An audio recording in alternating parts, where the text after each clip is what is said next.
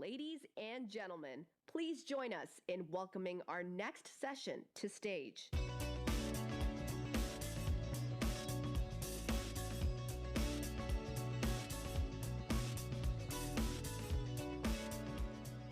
Okie doke, we're back from the break. Thanks so much for joining us. I'm really excited about this next session. Might be a little biased here, but Alchemy is one of my favorite teams in the entire space. They just never stop shipping, and they're just high energy.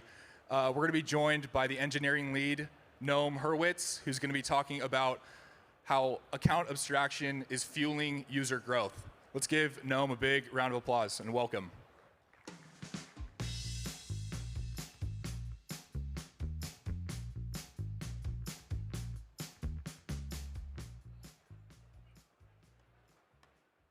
Thanks, John. Oh, that's loud. Yeah, and thanks to the whole CoinDesk team for putting this together. This is awesome.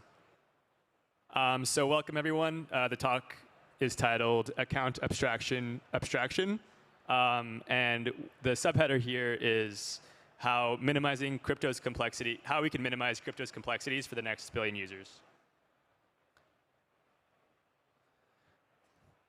So a little bit about me. I'm Noam. I'm one of the engineering leads at Alchemy. And I've been thinking a lot recently about how to make Web3 more intuitive. A little on Alchemy is we're the top Web3 developer platform, and we're offering all the tools and services that devs need to build Web3 dApps. Kind of where we fit into the ecosystem overall is you can see this 9-grid here and how it applies to the 3 waves of computing. So there was personal computing, internet computing, and now blockchain computing. And at each level, there was kind of a platform layer that provided a standardized interface for developers to build dApps or apps or internet apps on top of. So for personal computing, that was the operating system. For the internet, that was cloud computing. And for Web3, that is Alchemy. Cool. So let's start this by rewinding back to the 1990s. UX then wasn't like UX now. Consumers on the internet were part of countless scams. It attracted some interest, but drove away even broader parts of the population. It was kind of clunky, hard to use, and harder to onboard onto.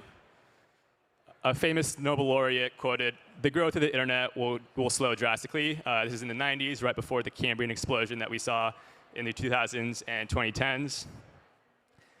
And there was a kind of a distinction between internet companies and quote-unquote real companies. So internet companies had new but potentially unorthodox business models. They were unappealing to the biggest spending consumer market, which tended to be older generations. The UX was difficult and somewhat foreign, and scale and infrastructure was limited. And you can contrast this with real companies that had quote-unquote real products and quote-unquote tried and true business models, and their UX was more broadly accepted. Even with all this, though, there was still kind of there was a kernel there that got a lot of people really excited. And now you fast forward 3 decades, and you get this, where today I would argue that every company is an internet company. And even if they don't directly offer internet-related services, essentially all companies provide value to the users via the internet in some capacity. So going to our earlier example of like quote-unquote real companies, General Motors today has generalmotors.com. You can go view their inventory, learn about their cars, and even purchase vehicles on the internet. So internet UX has come a long way in 3 decades, from what we see on the left to what we see now in terms of pretty much every element of how you interact with the internet. A big development there was maybe Ajax in the early 2000s with JavaScript in the browser, but there's been a lot of continual development on what it means to have a good user experience on the internet. And also today, we're seeing similar UX limitations with blockchain. So I'm sure a lot of you guys are familiar with this screen. It's kind of one of the critical pieces of onboarding to Web3 right now and creates a lot of friction in this onboarding flow. Also today, here's a quote from the same Nobel laureate. "The enthusiasm for cryptocurrencies seems very odd because it goes exactly in the opposite of the long-run trend." And also today, we're seeing a distinction between crypto companies and quote-unquote real companies, where again, crypto companies have new, exciting, but potentially unorthodox business models. The UX is difficult and foreign.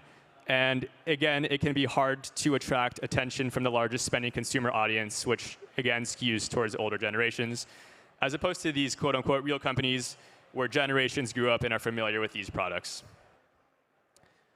But again, today, there is a little kernel that people are really excited about. And so how do we get from today to a future in which every company is a crypto company.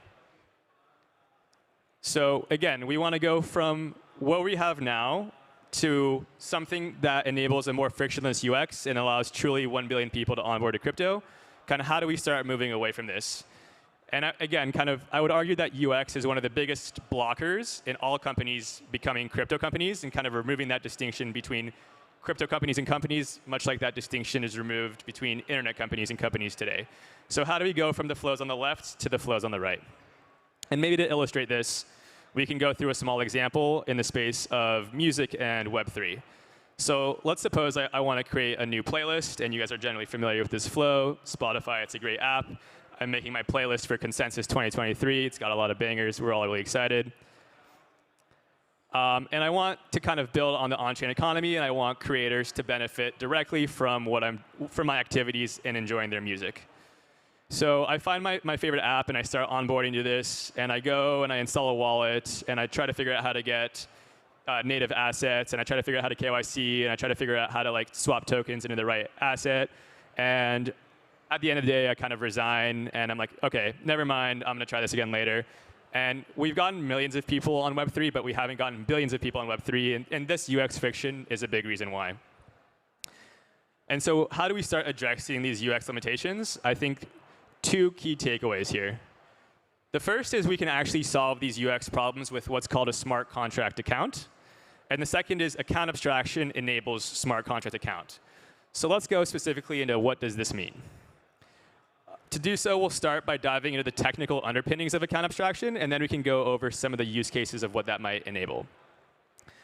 So today, there are 2 kinds of accounts on blockchains. There are externally owned accounts, and there are smart contract accounts.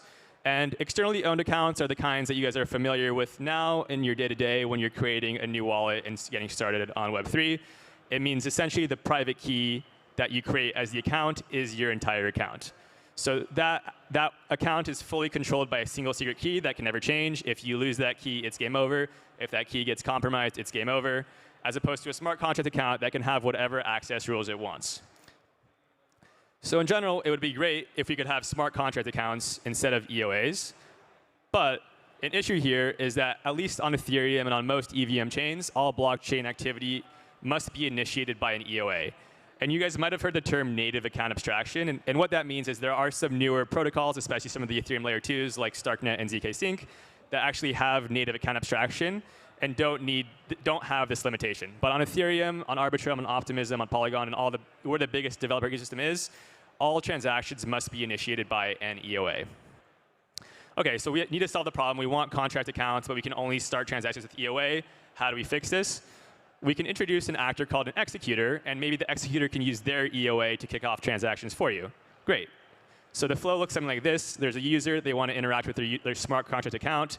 They send their message to an executor. The executor uses their EOA and writes the message to the user wallet. Fantastic.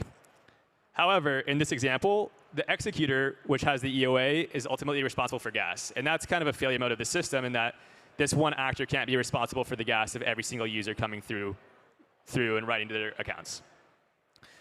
So what if we say that, hey, as part of this process, my wallet will actually pay you back for gas on the back end. So now the user sends the executor a message. The executor uses their EOA to write that message to a user's wallet, and the user's wallet reimburses the executor for their gas fees. That's great, but that's based a little bit on trust. And in the words of Rihanna, the user wallet better have their money, but we can't actually guarantee that. And it's kind of like one of the core tenets of Web3 to have permissionless, trustless systems. We can't just assume that the user wallet's going to have the gas. We need to cryptographically enforce this somehow. How do we do that? Well, we can introduce another actor that we'll call the entry point. And the entry point's responsibility is to intermediate between the executor and the user wallet. So the new flow now goes, the user sends a message to the executor. The executor uses their EOA to initiate a transaction through the entry point to the user wallet. The message writes and executes on the user wallet, and then the entry point reclaims gas and reimburses the executor.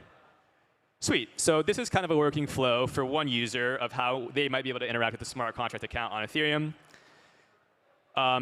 One thing to note is that what this executor is doing is actually pretty generalizable and isn't limited to just one actor. So instead of an executor, let's call it a bundler. And if you guys are familiar with ERC 4237, we're starting to converge on the terminology used in that EIP, where we have bundlers that write transactions to smart contract accounts. One other thing to note is that this bundler itself will be censorship resistant by having its own P2P mempool, so that transactions going through bundlers can't be censored, and any other bundler can pick up the transaction and persist it to the chain. So now we have this full bundling flow where we have a lot of users, and they're all sending their messages to their wallets. They get relayed via this bundler, which uses its EOA to write these messages to the wallet via an entry point. The messages execute on the user wallet, and the entry point then reimburses the bundlers for the gas. So one fun fact is we at Alchemy, we're actually writing the server that these bundlers run. So we're writing from scratch a 4237 compliant user operation bundler. It's actually powering a private beta that we're starting this week, and we'll be open sourcing that to the ecosystem in a few weeks. So we're really excited about that development. And kind of without losing sight of what we're going after here, one of the core tenets is improving UX, and a big part of improving UX is improving onboarding. So a big part of onboarding is now when you get started in Web3, you get started with a fresh wallet, and you don't have any assets in that wallet. So you can't actually interact on-chain until you figure out a way to get ETH or get Matic or get any other native token. So what if there was a way for that to be a gasless experience and for a third party to instead sponsor your transactions? So let's introduce the paymaster. And the paymaster's responsibility is exactly that. It abstracts away the concept of gas from end users and allows developers to set gas policies to define the gas experience in the context of their application. And that could mean things like sponsoring transactions, but it could also mean things like paying for gas with stablecoins or paying for gas with any other ERC20. And so we're also writing some of these. We're launching a stablecoin paymaster as part of our private beta this week, and we'll also be launching stablecoin and ERC20 paymasters to follow. So let's put this all together. This is kind of the full account abstraction flow as defined in Ethereum's ERC 4237. We have a lot of users. They're sending messages to their wallets. They get relayed via a bundler that uses its EOA to write these messages to the user's wallets. They go through the entry point, which reimburses the bundler for the gas paid, and actually injects that gas from the paymaster contract.